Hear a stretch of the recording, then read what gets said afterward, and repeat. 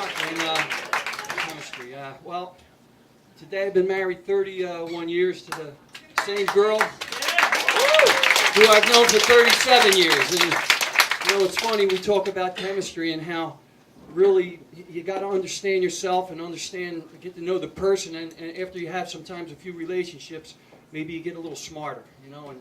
And I met this person. My mother told me to chaperone my little sister's birthday party.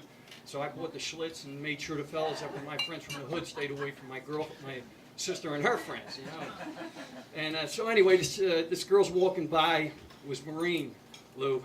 Anyway, she's walking by with this young girl, and my sister says, "Come on up, I'm having a party." So Maureen and this Polish-Ukrainian princess comes in. Her name is Maureen.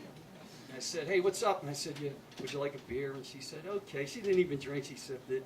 And we were talking, and you know, I kind of liked her. I liked her a lot, and I was joking with her. And I have to hit her with a little bit of, you know, I just said, "Where do you live?" And she said, "Second and Jackson." And this is about 37 years ago. And I said, "I heard they're building a library down here." And she said, "Yeah." And I said, "Who's going to use it?" You know, and I was waiting for a nice response.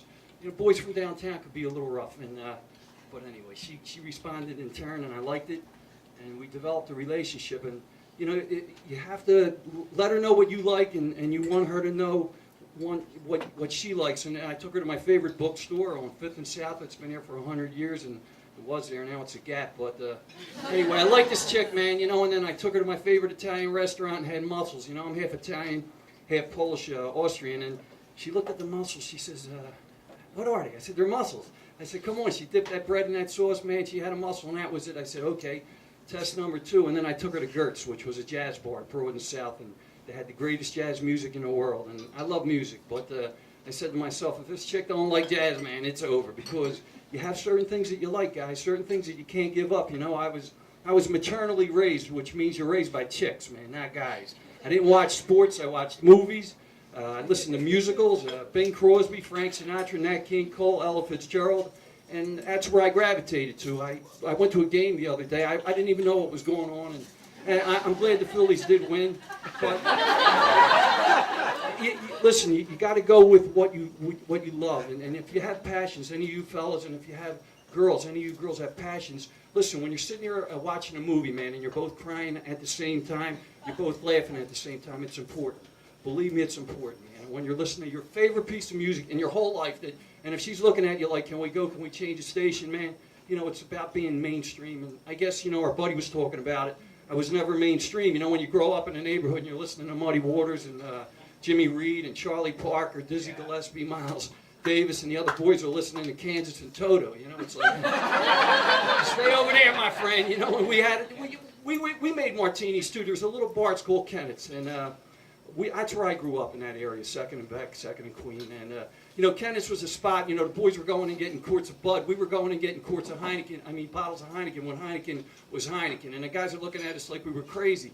We were making Bombay gin martinis, but that's neither here nor there. I married this chick same day, 31 years ago. It was very, very hot. It was in my hoopty. Me and Father Wassel didn't agree on things, and my wife didn't care if it was a church wedding, and I didn't want a church wedding. We got married in City Hall, and it was beautiful. So I pull up to get some gas in my hoopty. The one window don't work, and Reggie used to be a gas station at 6 and Fast Junk, and I said, "Yo, Reg, we're getting married today, man." And he says, "Mark, tell her you love her and give her a kiss every day."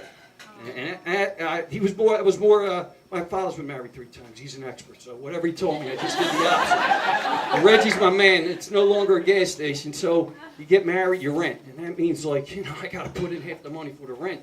Working little jobs, working in cheese shops, working bad jobs, you know, and finally laying on the couch watching episodes of Kojak and Mannix, and some guy gets on there, he says, "My name's Bill. I have my own heating and air conditioning company today. 3 years ago, I was a junkie with 3-bag-a-day habit and 2 ex-wives.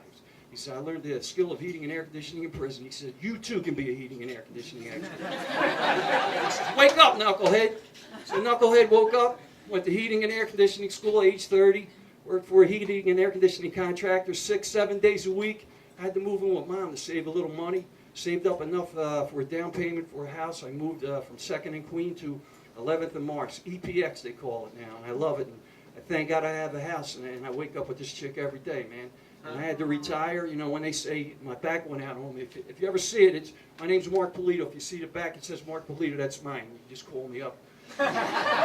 Literally, it went on me. And you know, through better and worse, well, thank God my wife loves me. I wake up every day. I cooked her a gimme lean chili tonight.